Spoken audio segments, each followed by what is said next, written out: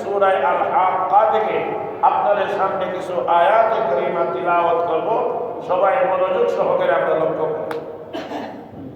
আল্লাহ পাক রব্বুল আলামিন ফরমান, فَأَمَّا مَنْ أُوتِيَ كِتَابَهُ بِيَمِينِهِ فَيَقُولُ هَاؤُمُ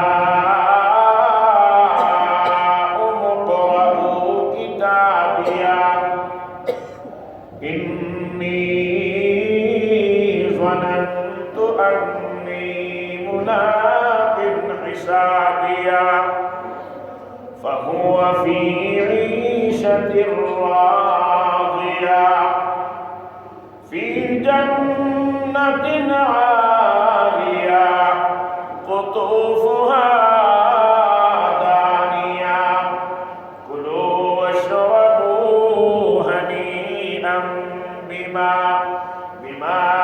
أسلفتم في الأيام الخالية وأما من أوتي كتابه بشماله فيقول يا ليتني لم أوت كتابيه ولم أدر ما حسابيه يا ليتها كانت القاضية ما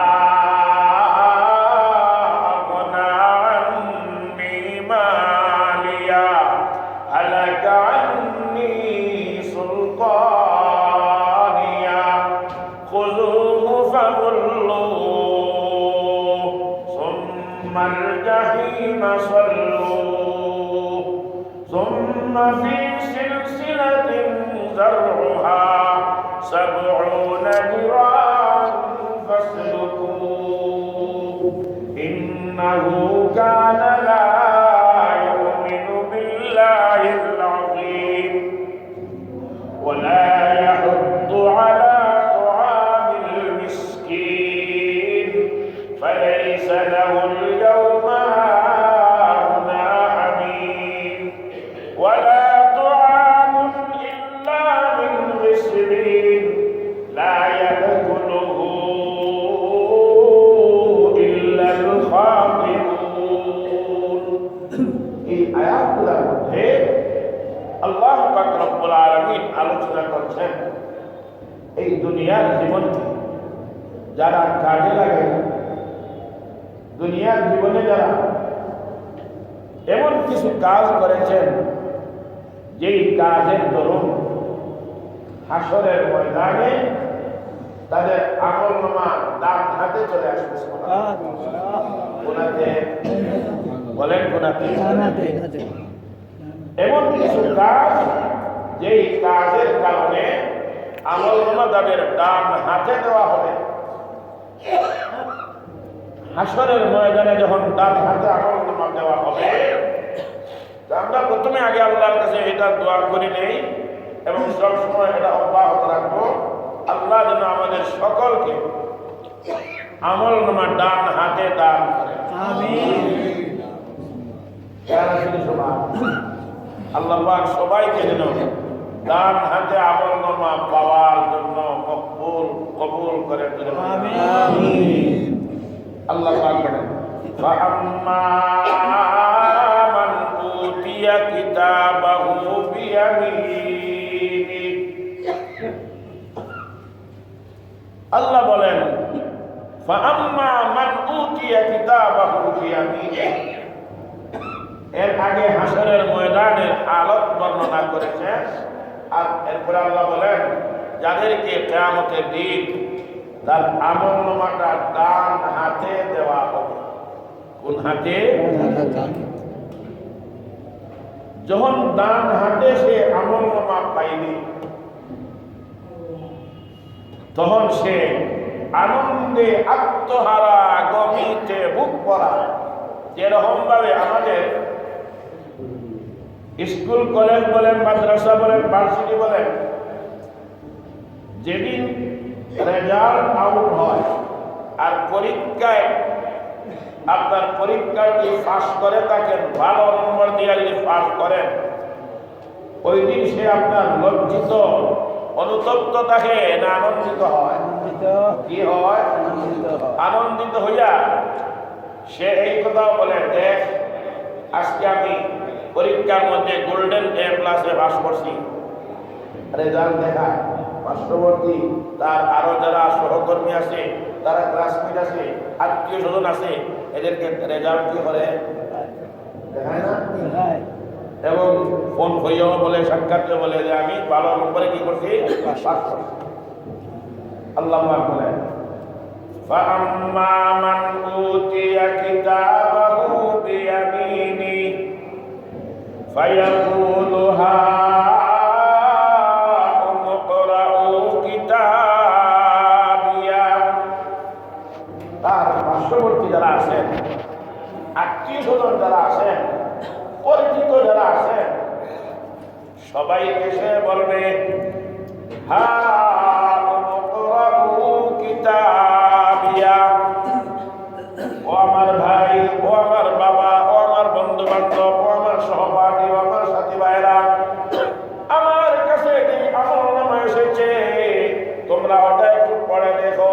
এই আমলনামাটা এমন, ইন্নী যানানতু আন্নী মুলাকিন হিসাবিয়া, আমার বিশ্বাস ছিল, আমার ঈমান ছিল, আমার এটা একান্ত বিশ্বাস ছিল যে এটা আমি প্রাপ্ত হব, ডান হাতে প্রাপ্ত হব। দেখো আমার আল্লাহ আমাকে আমার উপর খুশি হইয়া দুনিয়ার জীবনকে কাজে লাগানোর দরুন, দুনিয়ার জীবনের সময়ের মূল্যায়ন করার দরুন আমার আল্লাহ আমার আমলনামা ডান হাতে দিয়েছে। ইন্নী যানানতু আন্নী মুলাকিন হিসাবিয়া, আমার এটা বিশ্বাস ছিল একদিন আমি আল্লাহ পাকের দরবারে সাক্ষাতের জন্য দণ্ডায়মান হতে হবে, হিসাবের সম্মুখীন হতে হবে, আমাকে একদিন জবাব দেওয়া লাগবে। মহান আল্লাহ এত সন্তুষ্ট হয়েছেন আমার উপর, এই সন্তুষ্ট হইয়া আমাকে আল্লাহ দান হাতে আমলনামা দিয়া দিয়েছে। এরপরে আল্লাহ পাক বলেন ফাহুয়া ফি ঈশাতির রাযিয়া, ওই আল্লাহর বান্দা শেষ পর্যন্ত ঈশাতির রাযিয়া, সন্তুষ্টময় সুখী জীবন যাপন সে আরম্ভ করবে। আল্লাহ পাক বলেন এখন তোমার সুখের সময়, এখন তোমার কিসের সময়? ফাহুয়া ফি ঈশাতির রাযিয়া ফি জান্নাতিন আলিয়া, সে উচ্চতম মর্যাদার আসনে আসীন হইয়া জান্নাতে বসবাস করবে। নিম্নমানের নয়, সর্বোচ্চ জান্নাতে আল্লাহ তাকে জান্নাতে একটা স্থান দান করবেন। ফি জান্নাতিন আলিয়া কুতুফুহা দানিয়া, এই জান্নাতের মধ্যে যত ফল ফলাদি রয়েছে সবগুলা তার কাছে এমন ভাবে হইয়া থাকবে। আজান হয়ে যাও, আজানের পরে ইনশাআল্লাহ।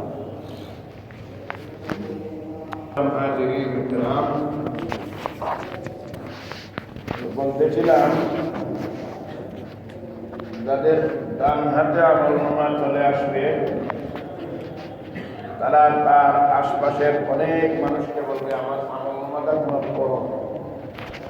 আমি এতে আনন্দিত, কারণ আমি জানতাম আমি হিসাবের সম্মুখীন হব। দয়া করে মায়া করে আল্লাহ আমাকে ডান হাতে আমলনামা দান করেছেন। এইগুলা পাওয়ার পর জান্নাতের নাম তার নিয়ামতের লম্বা বিবরণ রয়েছে। ফেরেশতাদের আল্লাহ পাক রব্বুল আলামিন বলবেন, তাদেরকে বলে দাও, ফেরেশতারা তখন ওই কোরআন কারীমের আয়াত তেলাওয়াত করে বলবে কুলু ওয়াশরাবু হানিআন বিমা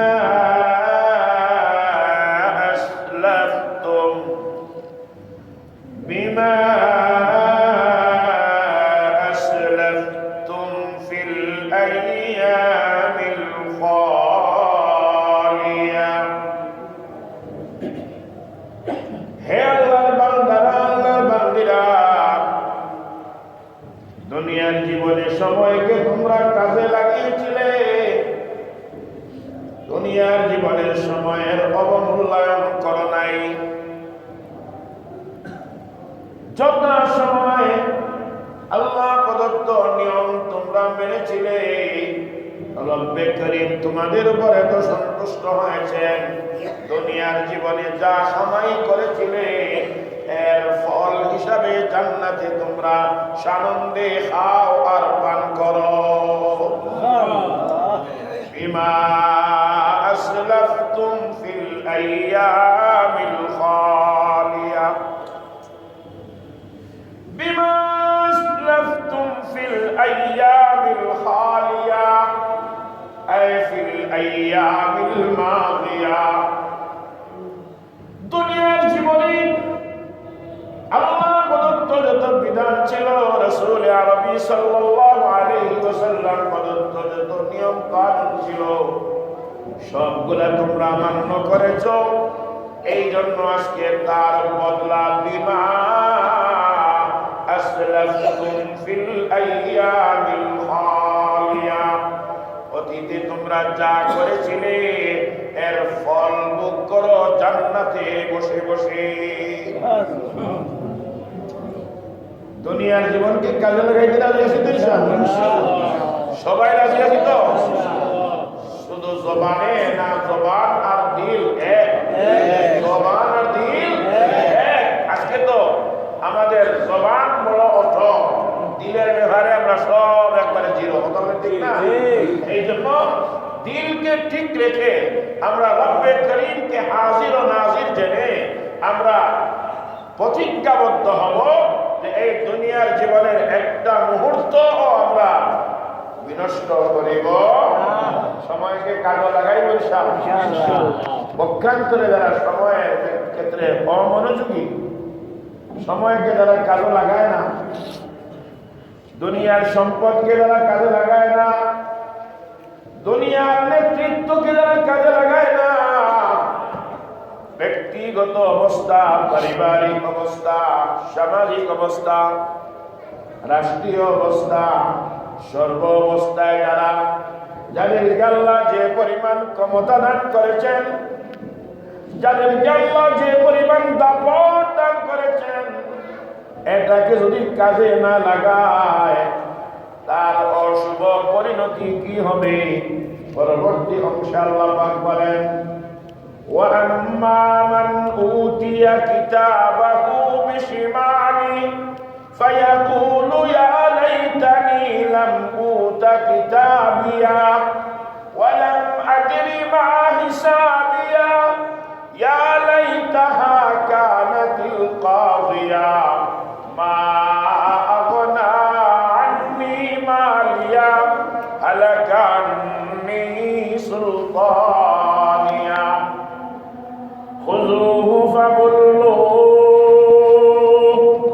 ثم الجحيم صلوه ثم في سلسلة ذرعها 70 ذراعا فاسلكوه إنه كان لا يؤمن بالله العظيم ولا يحض على طعام المسكين فليس له اليوم هاهنا حميم ولا طعام إلا من غسلين لا يأكله إلا الخاطئون الله পাক রব্বুল আলামিন বলেন,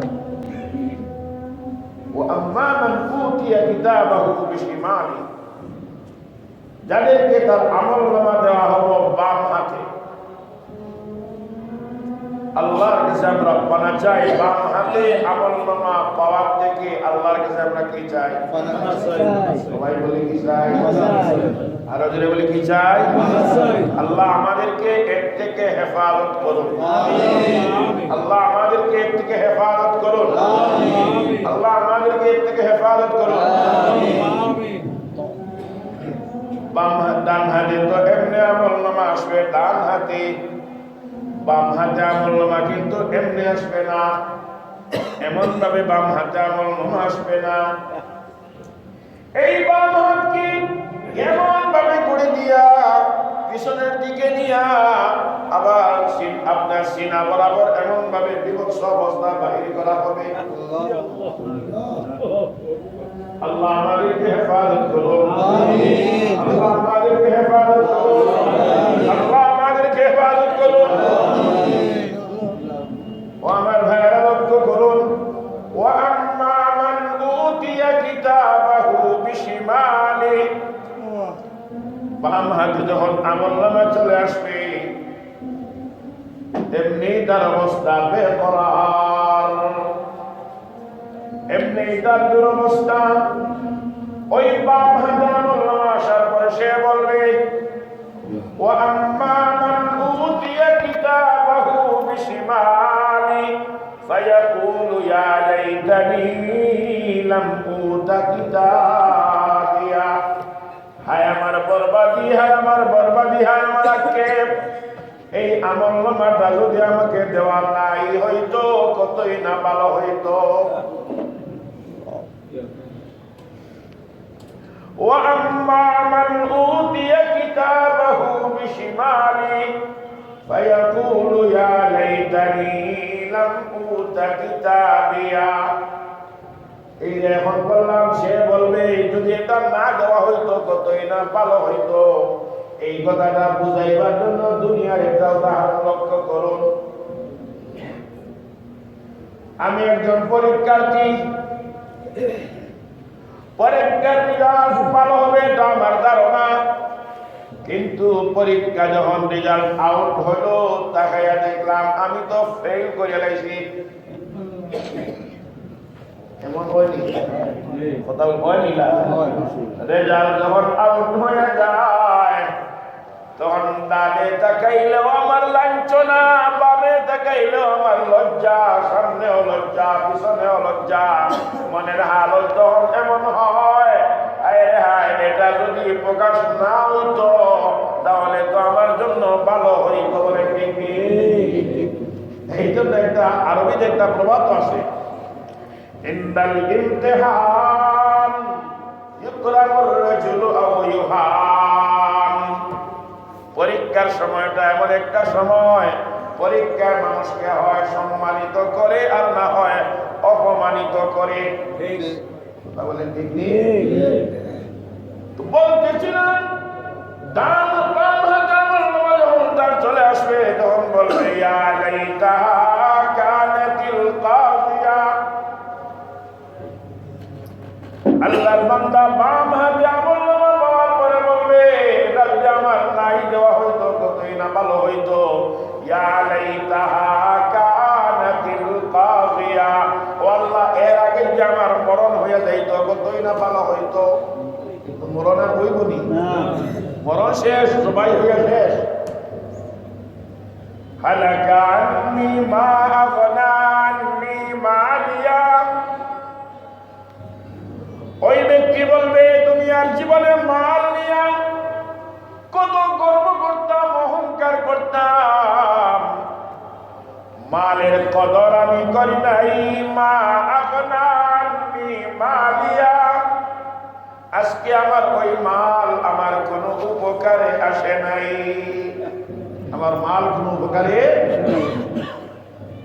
মা আগনা আন্নি মালিয়া, মালের যত হক রয়েছে আমি হক আদায় করতে পারি নাই। আমরা এখন মরানা দিতাম, কথা বলেন? তাহলে আমরা এই মালের কদর মরার বাদে হবো না আগে? বলেন কোনটা?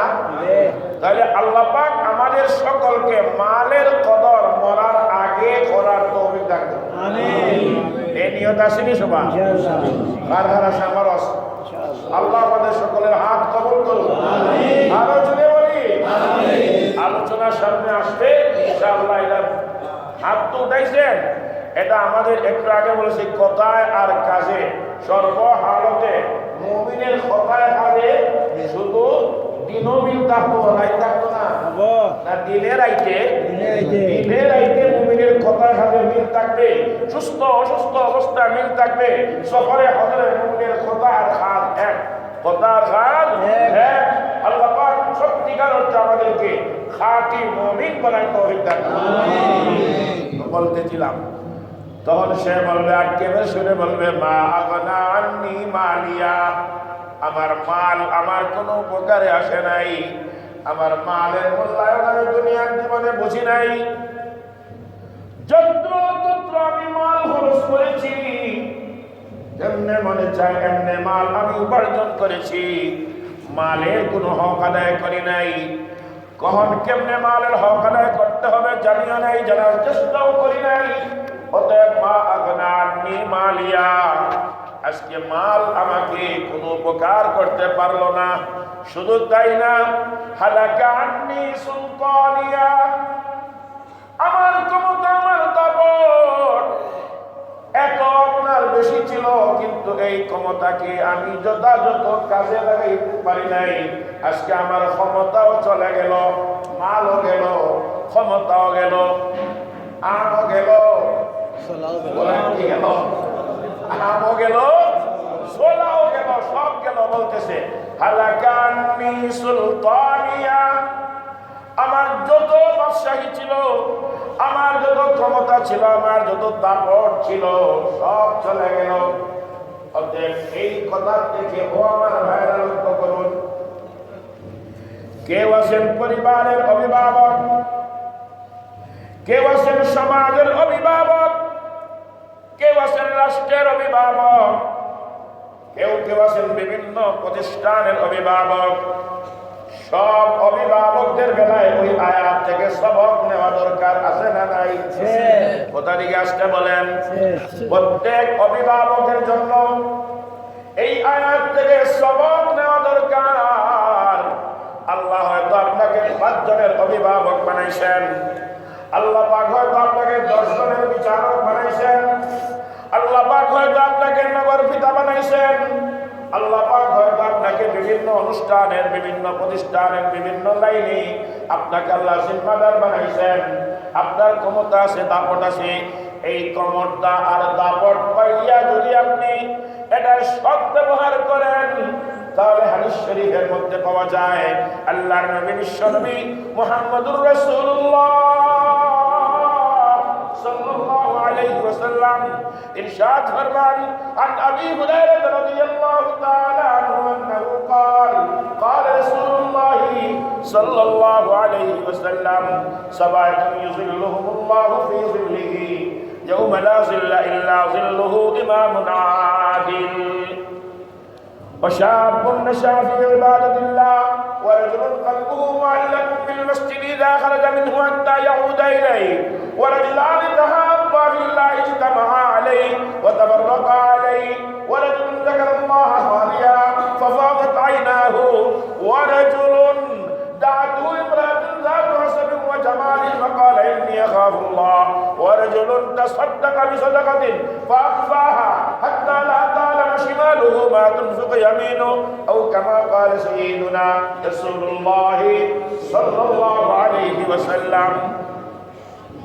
বুখারী এবং মুসলিমের হাদিস, মিশকাত শরীফের মধ্যেও হাদিসটা সাহেব মিশকাত উল্লেখ করেছেন যে যারা ক্ষমতা পাইয়া, বিচারের সুব্যবস্থা পাইয়া, যারা দাপট পাইয়া এটাকে আপনার কাজে লাগাইতে পারবেন, কি লাগাইতে পারবেন?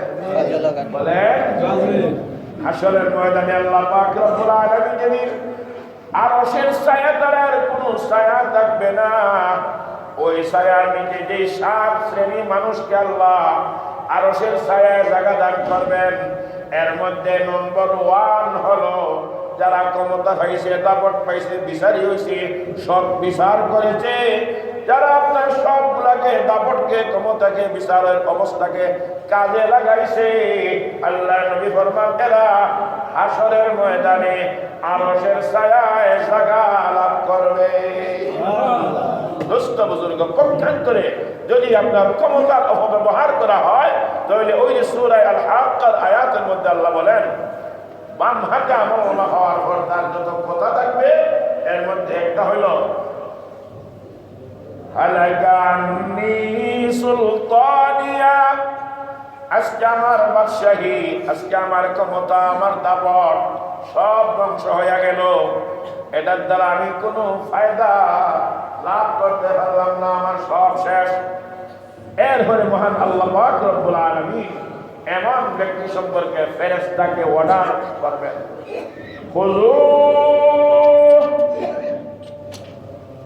আমার ফেরেশতারা তাকে আগে গ্রেফতার করো, খুযু ধরো, ফাগুল্লুহু সুম্মাল জাহিম সাল্লু, তাকে ধরো, প্রথমে গ্রেফতার করো, এরপরে তাকে বেড়ি লাগাও, এরপরে তাকে জাহান্নামের মধ্যে নিক্ষেপ করো। জোরে বলবেন নি? আরো জোরে বলি না নাউযুবিল্লাহ, আরো আওয়াজ বলি নাউযুবিল্লাহ।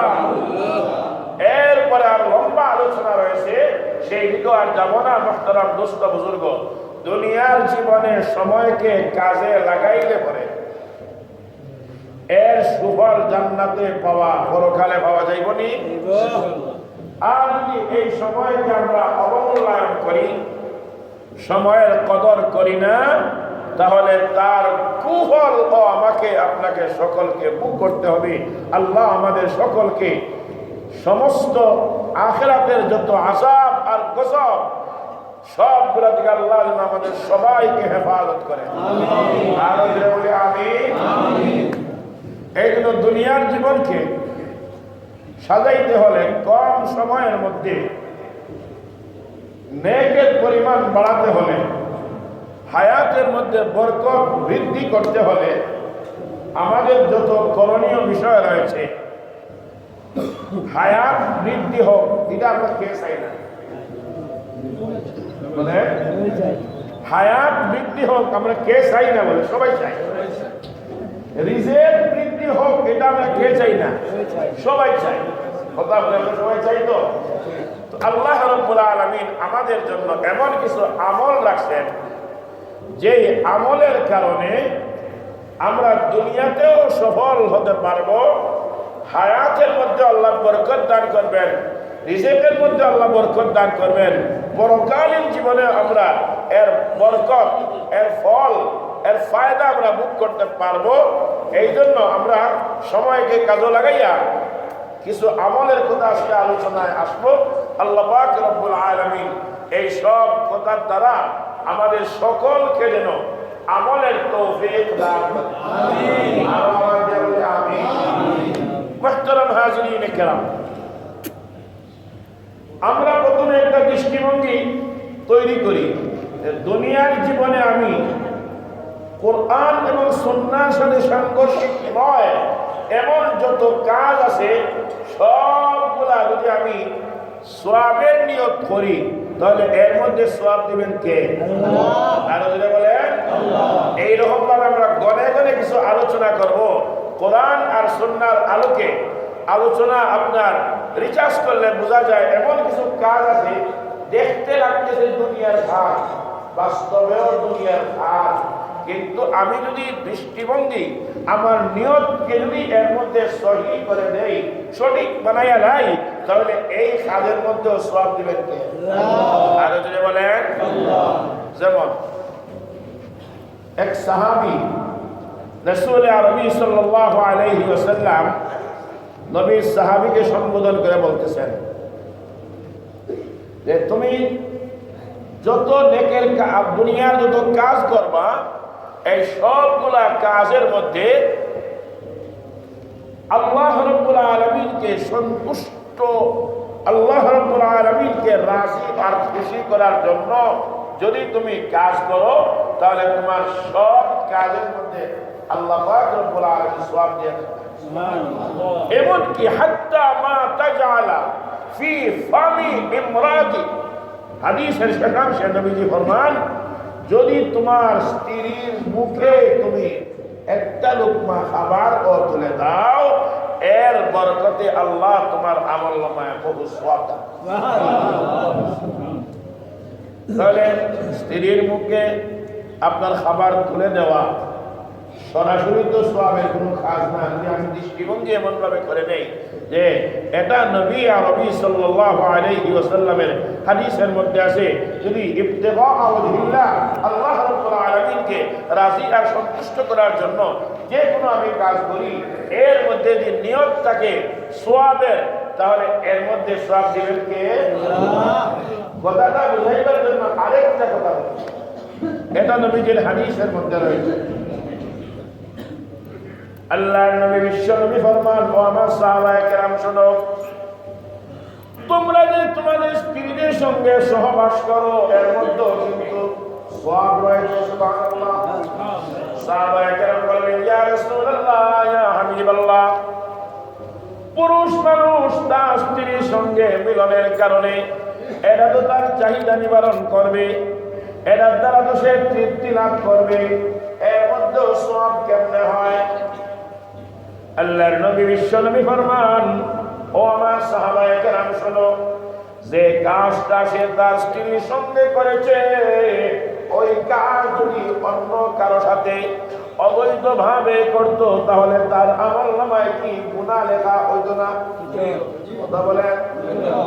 ওই একই কাজ যদি অন্য নারীর সাথে, পরনারীর সাথে যদি এই কাজটা করত, তাহলে তার অবশ্যই গুনাহ হইতো।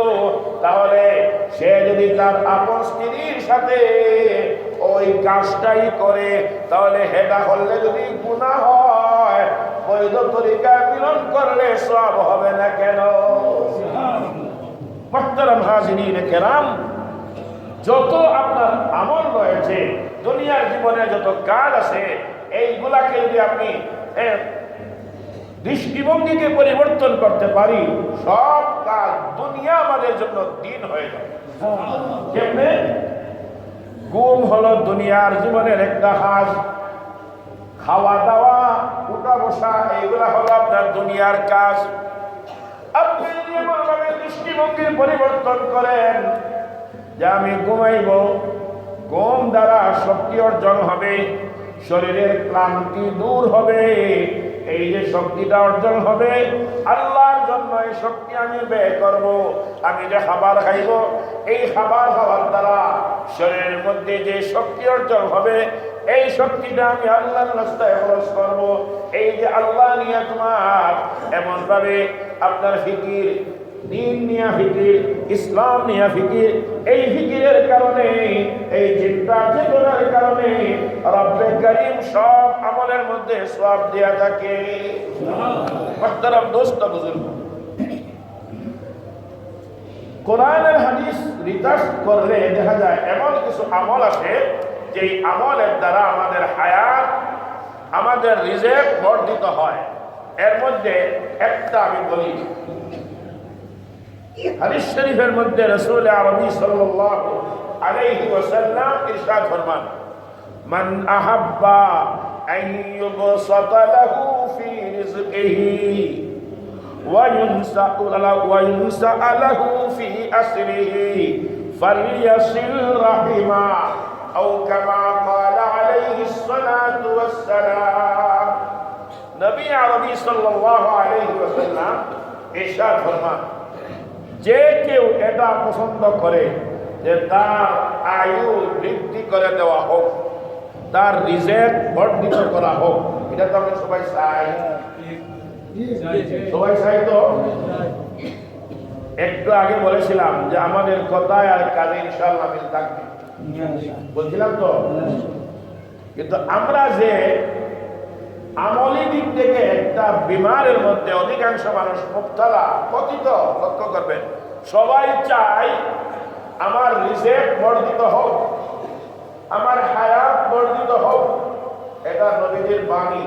নবীজি ফরমান, তার জন্য উচিত হলো ফালিয়াসিল রাহিমা, সে যেন তার আত্মীয়তার সম্পর্ক আপনার জোড়ায়, সম্পর্ককে অবিচ্ছিন্ন রাখে, সম্পর্কের মধ্যে কোনো ছিন্নতা না আনে।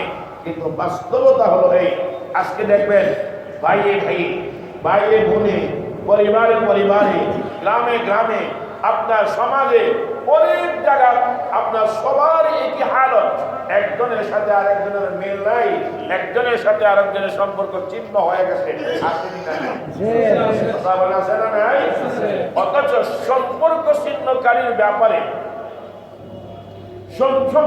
ছিন্নকারীর ব্যাপারে লম্বা আলোচনা হাদিসের মধ্যে রয়েছে। আমি হযরত আব্দুল্লাহ ইবনে মাসউদ রাদিয়াল্লাহু তাআলা আনহু থেকে একটা মন্তব্য আমি আপনাদের সামনে পেশ করতে চাই। আল্লাহর নবী সাহাবী হযরত আব্দুল্লাহ ইবনে মাসউদ রাদিয়াল্লাহু তাআলা আনহু ফজরের নামাজ আদায় করার পর একটা মজলিসের মধ্যে বসা আছেন। মজলিসের মধ্যে বসা অবস্থায় বললেন, আত্মীয়তার সম্পর্ক ছিন্নকারী ওখানে কেউ থাকলে বাহির হয়ে যাও। ইবনে মাসউদ বলছেন, কেন বাহির হয়ে যাবার কথা বললাম? ইবনে মাসউদ রাদিয়াল্লাহু তাআলা আনহু বলেন, আমরা এখন আল্লাহর দরবারে দোয়া করব। কি করব? তাহলে আত্মীয়তার সম্পর্ক ছিন্নকারী বাহির হয়ে যাক, আর আমরা দোয়া করব। এর মধ্যে সম্পর্কটা কেমনে? বলে কোনো সম্পর্ক নাই, সম্পর্ক এটাই, যে মজলিসের মধ্যে আত্মীয়তার সম্পর্ক ছিন্নকারী কেউ থাকে, ভাই আমার মন্তব্য নয়, কোন এই জমানার আলিমের কোন মন্তব্য নয়, কারো কোনো মন্তব্য নয়, কোন তাবিঈর মন্তব্য নয়, সরাসরি নবীকে দেখেছেন সাহাবী আব্দুল্লাহ ইবনে মাসউদ রাদিয়াল্লাহু আনহু, তিনি বলেন, যাদের মধ্যে আত্মীয়তার সম্পর্ক ছিন্নকারী থাকবে, এই সমস্ত মজলিসের দোয়া রব্বে কারীমের কাছে পৌঁছে না, দোয়া কবুল হয় না। দোয়া কি হয় না? কবুল হয় না। এই জন্য কোরআন কারীমের মধ্যে আল্লাহ পাক এমন মানুষদের ব্যাপারে বলেছেন যে উলাইকাল্লাযীনা লা'নাহুমুল্লাহ ফাআসাম্মাহুম ওয়া আমা আবসারহুম। আত্মীয়তার সম্পর্ক যারা ছিন্ন করে, এদের প্রতি আল্লাহর লানত আর লানত। আত্মীয়তার সম্পর্ক ছিন্ন যারা করে, এদের ব্যাপারে কার লানত? জবান খুলে বলি এই জন্য হাদিস শরীফের মধ্যে আল্লাহর নবী বিশ্বনবী ফরমান, আত্মীয়তার সম্পর্ক ঠিক রাখো। আত্মীয়তার সম্পর্ক ঠিক রাখার সর্বনিম্ন স্তর হলো সালাম দিয়া হলেও তাকে আপনার একবার তার সাথে কথা বলো। বললু আরহামাকুম ওয়ালাউ বিসসালাম। আল্লাহর নবী বিশ্বনবী ফরমান, সালাম দিয়ে হলেও আত্মীয়তার সম্পর্ক ঠিক রাখো। একদম আপনার একজন আরেকজনের সঙ্গে সম্পূর্ণভাবে আপনার সম্পর্ক ছিন্ন করলাম, যদি হালতটা এমন হয়, নবী আরবি সাল্লাল্লাহু আলাইহি ওয়াসাল্লাম ইরশাদ ফরমান, এমন অবস্থায় যদি তুমি মারা যাও, 3 দিন হয়ে যায়, কথা নাই বার্তা নাই, এমন অবস্থায় তোমার মরণ হয়, ফাহুয়া ফিন্নার, সে জাহান্নাম। আল্লাহ রাব্বুল আলামিন আমাদের সবাইকে আত্মীয়তার সম্পর্ক বজায় রাখার তৌফিক দান করুন। সবাই ভাবুন ইনশাআল্লাহ। এই কথার মধ্যে আমরা করতে পারি, অনেক ঝগড়া অনায়াসে মীমাংসা হয়ে যাবে। আল্লাহ পাক আমাদেরকে তৌফিক দান করুন। আমিন। মুহতারাম হাজিরিন কেরাম, আজকে আমি চাইছিলাম 31টা আমলের কথা আলোচনা করবো, যেহেতু আমি স্টাডি করি আসলাম 31টা কথা। একটা বললাম। 2 নম্বর, এমন কিছু আমল আমরা করব যে আমলের সওয়াব দুনিয়াতে তো পাবোই পাবো, কবর জগতে হাসরে মিজানে ফুলসিরাতে আমাদের কাজে লাগবে। এই কাজের মধ্য থেকে আরেকটা কাজ হলো সদকায়ে জারিয়া। বলি কি? বলি আমরা সবাই কি? সদকায়ে জারিয়া। সদকায়ে জারিয়া অর্থ হলো এটা চলমান দান। আপনি দুনিয়া থেকে বিদায় নিয়ে গেছেন।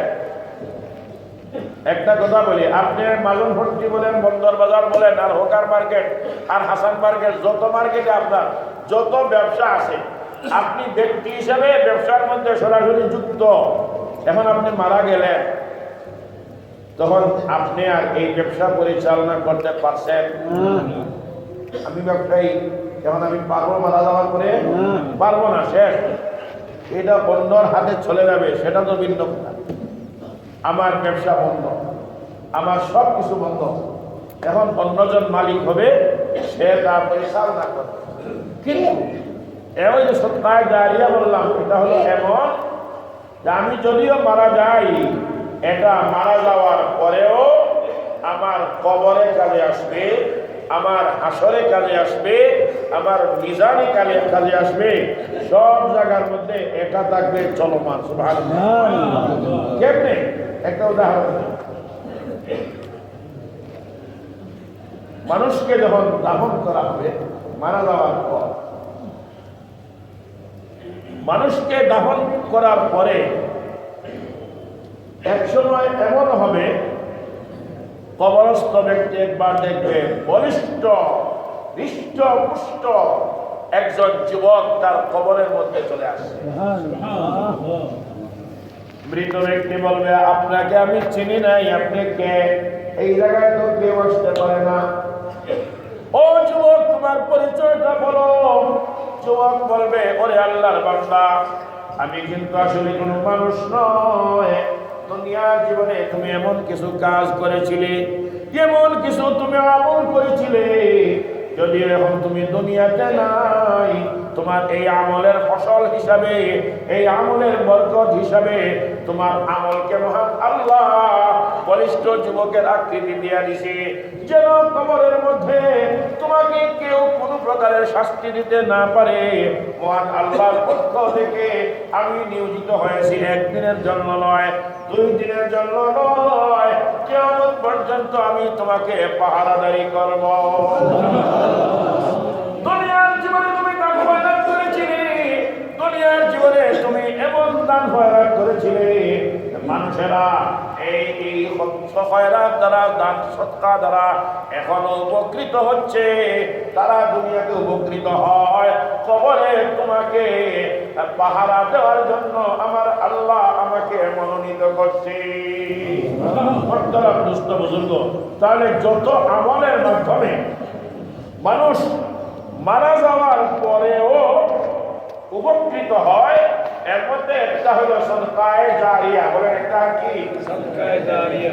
সদকায়ে জারিয়ার বিভিন্ন আপনার রূপরেখা থাকতে পারে। একটা হলো এই, যেমন আপনি ইলম অর্জন করেছেন, আলেম হয়েছেন, আপনি আরো মানুষকে আলেম বানাইছেন, অথবা আপনি আলিম নয়, আলেমদেরকে মহব্বত করেন, তার কিতাবের প্রয়োজন, তার এই জরুরত, এটা আপনি পূরণ করেছেন।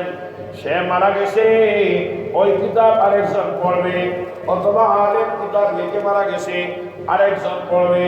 এইরকম ভাবে তারা যতদিন চলমান থাকবে, ততদিন পর্যন্ত কবরের মধ্যে সওয়াব জমা হইতে থাকবে। এই যেমনি ভাবে আল্লাহর ঘর মসজিদ, এই মসজিদের মধ্যে আপনি এমন কিছু দান খয়রাত করেছেন, মসজিদ যতদিন টিকে থাকবে, কবরের মধ্যে ততদিন আপনার এই আমলনামা, ততদিন কবরের মধ্যে আপনার সওয়াব চাইতেই থাকবে, চাইতেই থাকবে। এমন হাদিস শরীফের মধ্যে রয়েছে, আল্লাহর নবী, বিশ্ব নবী ফরমান, মান বানা লিল্লাহি মাসজিদান বানাল্লাহু লাহু বাইতান ফিল জান্নাহ। এই ব্যক্তি দুনিয়ার জীবনে আল্লাহর জন্য একটা মসজিদ বানাইলো। এই হাদিসের ব্যাখ্যার মধ্যে আছে, একজনে তো একটা মসজিদ সবাই বানাইতে পারবে না, অর্থাৎ সামান্য কিছু দান খয়রাত ও যদি আল্লাহর ঘর মসজিদের মধ্যে কেউ আদায় করে, দান করতে পারে, এই সামান্য দান খয়রাতের বরকতে তার জন্য জান্নাতে মহান আল্লাহ একটা বিশাল বাগান তৈরি করবে। আমি আপনাদের সামনে বলতে চাই, এই যে বললাম যে সদকায়ে জারিয়া, একটু আগে বললাম আমল নামা বাম হাতে হওয়ার পরে বলছিল আমার মা আগনা আননি মালিয়া, আমার মাল কোনো কাজে আসলো না। আমরা বলছিলাম যে আমরা আমাদের মাল দুনিয়ার জীবনে হায়াতে জিন্দগিতে আমরা মালকে কাজে লাগাইতাম, নিয়ত আসেনি না নাই? আল্লাহ আমাদের সকলকে কবুল করো, সবাই জুড়ে বলে আমিন। দুষ্ট বুজুর্গ, মসজিদের কাজ, মাদ্রাসার কাজ, বিভিন্ন কাজের মধ্যে সদকায়ে জারিয়া দেওয়ার মধ্যে আমাদের লস না লাভ? জুড়ে বলি লস না লাভ? এই লাভ অর্জনের জন্য আমরা সবাই অনিচ্ছুক না ইচ্ছুক? আল্লাহ আমাদের সকলের হাতকে কবুল করো, জুড়ে বলি আমিন, আরো জুড়ে বলি আমিন। মুহতারাম হাজিরিন কিরাম, সাল্লাল্লাহু আলাইহি ওয়াসাল্লাম ফরমান, নবী আকরাম সাল্লাল্লাহু আলাইহি ওয়াসাল্লাম ফরমান, মানুষ মারা যাওয়ার পর ইযা মাতাল ইনসানু ইনকাতা আনহু আমালুহু ইল্লা মিন সালাসা ইল্লা মিন সাদাকাতিন জারিয়া ইলা আখিরিল হাদিস। নবী আকরাম সাল্লাল্লাহু আলাইহি ওয়াসাল্লাম ইরশাদ ফরমান, মানুষ যখন মারা যায় আমলের সব দরজা কি হয়ে যায়? বন্ধ হয়ে যায়। তবে তিনটা বিষয় এমন যেটা বন্ধ হয় না, এটা চলমান থাকে। একটা হলো ওয়ালাদুন সালিহ, একটা হলো সুসন্তান, নেককার সন্তান, যে সন্তান তার বাবার জন্য, তার মায়ের জন্য, আত্মীয় স্বজনের জন্য দোয়া করতে থাকে, এমন সন্তান আল্লাহ আমাদেরকে নসিব করে। আর দুই নম্বর হলো এমন ইলম, যে ইলম দ্বারা অন্যরা আপনার কি হতে পারে? উপকৃত হতে পারে, নিজেও উপকৃত, অন্যরাও উপকৃত। কিতাবের দ্বারা হোক, আলিম তৈরি করার দ্বারা হোক, হাফিজ তৈরি করার দ্বারা হোক, আল্লাহ পাক যেন এই ইলমের দ্বারা গোটা জাতিকে আল্লাহ পাক যেন আল্লাহ পাক ফায়দামন্দ বানায় দিলে বলে আমিন। তিন নম্বর হলো এমন সদকা, যেই সদকার কারণে আপনি কবরে বসেও সওয়াব পাবেন। যে সদকাকে বলা হয় এই সদকায়ে জারিয়া। আপনি মসজিদের মধ্যে, মাদ্রাসার মধ্যে এইরকম ভাবে আপনার দ্বীনি, আপনার লাইনে মার্কাজের মধ্যে দ্বীনি আপনার যত তাকাজা আছে, চাহিদা আছে, এই সমস্ত তাকাজার মধ্যে, এই সমস্ত চাহিদাগুলোর মধ্যে যদি আপনার টাকা পয়সাকে খরচ করা হয়, তাহলে আপনি যদিও একদিন আর 2 দিন খরচ করছেন, এর সওয়াব কবরে বসে বসে আপনিও পাবেন, আমি খরচ করলে আমিও পাবো। আল্লাহ আমাদের সবাইকে বেশি থেকে বেশি আল্লাহর রাস্তায় খরচের তৌফিক দান করুন। আলহামদুলিল্লাহ।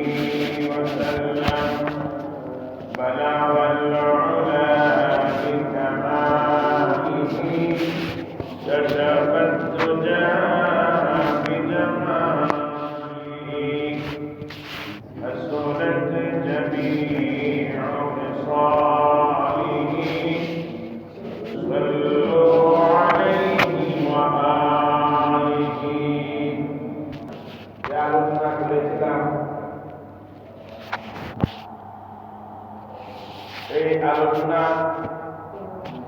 অসংখ্য রয়েছিল, লাগাতার কয়েক মাস আলোচনা করেছিলাম মা বাবার উপর সন্তানের কি কি পাওনা রয়েছে, এগুলা আলোচনা অর্ধেক প্রায় হয়েছিল, আর অর্ধেক বাকি রয়ে গিয়েছিল। তো ইনশাআল্লাহ এই আলোচনা ফাঁকে ফাঁকে হবে। আজকে যেহেতু শাবানুল মুআজ্জমের প্রথম জুমআ। এই মুবারক মাস, যেই বরকতপূর্ণ মাস সম্পর্কে আমরা বিগত দিন শুনে আসছি, রজব মাস, শাবান মাস, এই মাসগুলার বরকতের জন্য রব্বে করিমের কাছে নবী আরবি সাল্লাল্লাহু আলাইহি ওয়াসাল্লাম দোয়া করতেন, আল্লাহুম্মা বারিক লানা ফি রজব ওয়া শাবান ওয়া বাল্লিগনা রমাদান।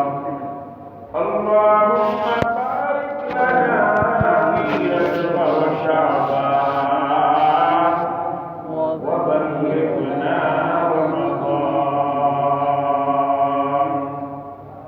এই দোয়াটা করছি আল্লাহ পাক রব্বুল আলামিন আমাদের সামনে যে মাস সমাগত, এই রমজানুল মুবারকে আমাদেরকে আল্লাহ পাক হায়াতে তৈয়্যিবা দান করে রজব আর শাবানের বরকতে বরকতমণ্ডিত হওয়ার পর রমজানুল মুবারক পর্যন্ত আল্লাহ যেন আমাদের সকলকে হায়াতে তৈয়্যিবা নসিব করেন, আমিন। মুহতারাম হাজিরিন কিরাম,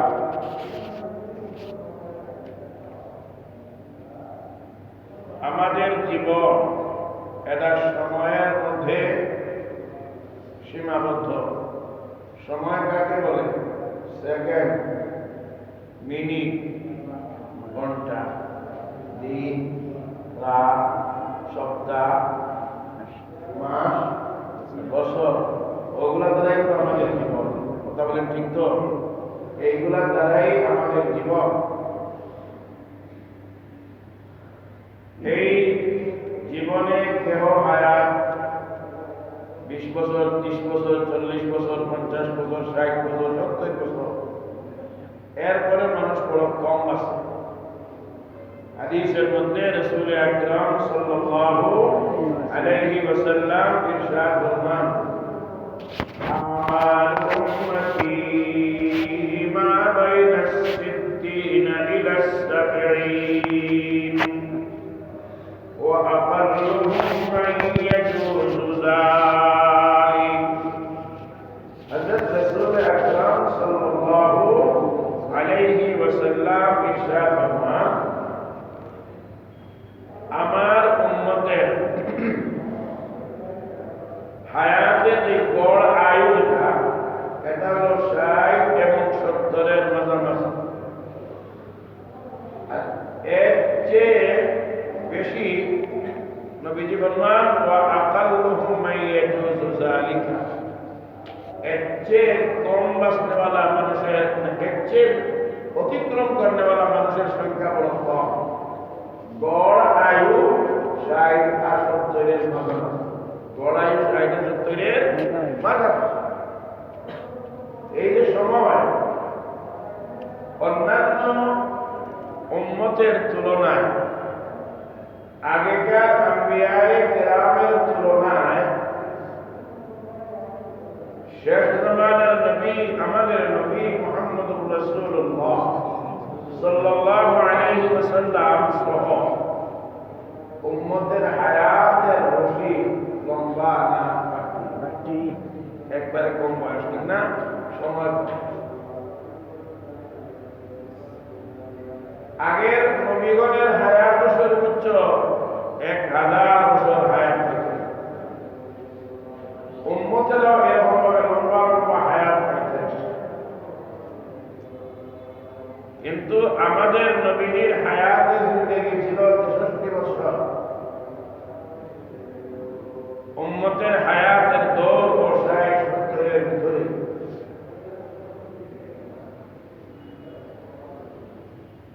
আমার আপনার বেলায় ও এমন। সিরাতে মুস্তাফা নামক কিতাবের মধ্যে দেখছি হযরত মাওলানা ইদ্রিস শামসুদ্দীন রাহমাতুল্লাহ আলাইহি উল্লেখ করেছেন, উম্মতে মুহাম্মদিয়ার মধ্যে দীর্ঘ হায়াত প্রাপ্ত এক ব্যক্তি ছিলেন, যার জীবনের আপনার রশ্মি বলা যায় সর্বোচ্চ হায়াত প্রাপ্ত হযরত সালমান ফারসি রাদিয়াল্লাহু তাআলা, যিনি 200 বছর বয়সে ইসলাম ধর্ম গ্রহণ করেছেন। কত বছর বয়সে? আর ইসলাম ধর্ম গ্রহণের পর উনি কতদিন বেঁচে ছিলেন এই ব্যাপারে দুইটা অভিমত পাওয়া যায়। কেউ বলেছেন আরো 150 বছর থেকে হায়াত পেয়েছেন, কেউ বলেছেন আরো 120 বছর হায়াত পেয়েছেন। সে যাই হোক, কমটাও যদি ধরি তাহলে তার হায়াতে জিন্দেগি 320 বছর। হায়াতে জিন্দেগি কত বছর? 320 বছর। এরপরে আপনাদের জানা মতে 320 বছর হায়াত পেয়েছেন উম্মতে মুসলিমার মধ্যে, উম্মতে মুহাম্মদিয়ার মধ্যে আর কেউ নাই। আর অন্য কোনো ব্যাপারে কারো ব্যাপারে এমন লম্বা হায়াতের আলোচনা পাওয়া যায় না, ইতিহাসের কিতাবেও পাওয়া যায় না। সে যাই হোক, আমাদের হায়াত একদম সংক্ষিপ্ত জীবন, কিন্তু আল্লাহ রাব্বুল ইজ্জত ওয়াল জালাল আমাদের এই হায়াতের মধ্যে এমন কিছু সময় রেখেছেন যে এই সময়ের মধ্যে বান্দা এমন কিছু আমল করতে পারবে। হায়াত যদিও 60 বছর 70 বছরের জিন্দেগি, কিন্তু আমল করার এমন সুযোগ আল্লাহ দান করেছেন যে একজন মানুষ যদি 50,000 বছর হায়াত পাইত, সে যে ইবাদত বন্দেগী করতে পারত। উম্মতে মুহাম্মদিয়াকে আল্লাহ এমন সুযোগ দান করেছেন, এমন আমলের ব্যবস্থা রাখছেন যে বান্দা যদি সময়কে কাজে লাগাইতে পারে 50,000 বছরের সওয়াব আল্লাহ তাআলা আমলে দান করেন। সুবহানাল্লাহ। আল্লাহ রাব্বুল আলামিন আমাকে তৌফিক দান করেন। আপনারাও দোয়া করেন। আজকে আপনাদের সামনে এই বিষয়ে ইনশাআল্লাহ কিছু আলোচনা পেশ করবো। আমার আলাইহি তাওয়াক্কালতু ওয়া ইলাইহি উনীব। হায়াতে জিন্দেগি জবান খুলুনকে আরো জোরে আল্লাহর নাম নিয়ে বলি, আল্লাহ রাব্বুল আলামিন এইগুলা দান করেছেন। এই যে হায়াতে জিন্দেগি আল্লাহ পাক রব্বুল আলামিন এটা আমাদের সকলের জন্য পরকালীন জীবনের খেত স্বরূপ আমাদের আল্লাহ দান করেছেন। দুনিয়ার ওই জীবনে আমরা যদি সময়কে কাজে লাগাতে পারি, তাহলে এই সময় কাজে লাগানোর দরুন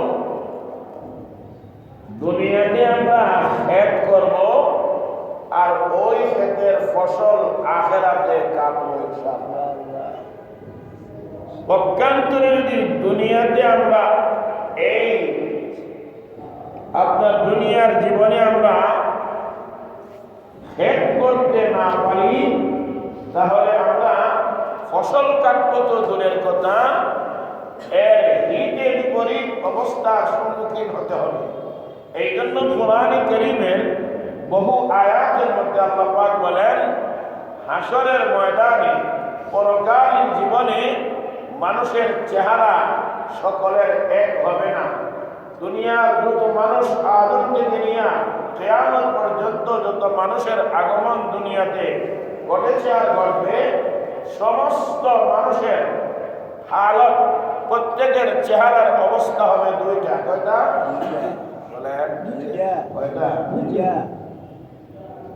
يوم تبيض وجوه وتسود وجوه।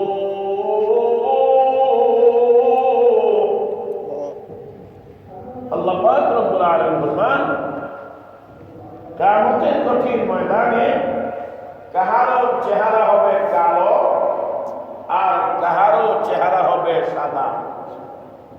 কেউ চেরইব সাদা আর কেউ চেরইব কথা বলে সাদা।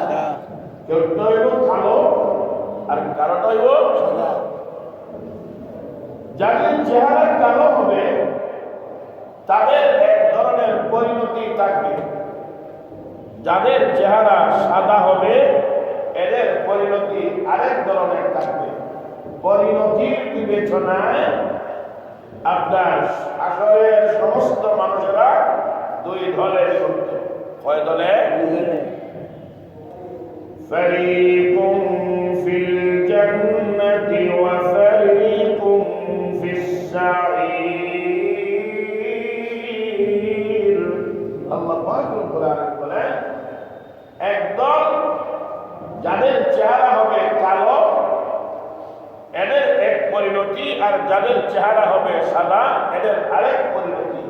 ফারিকুন ফিল জান্নাহ ওয়া ফারিকুন ফিস সাঈর। যাদের চেহারা হবে কালো এরা হবে জাহান্নামী, আর যাদের চেহারা হবে সাদা এরা হবে জান্নাতি। সুবহানাল্লাহ।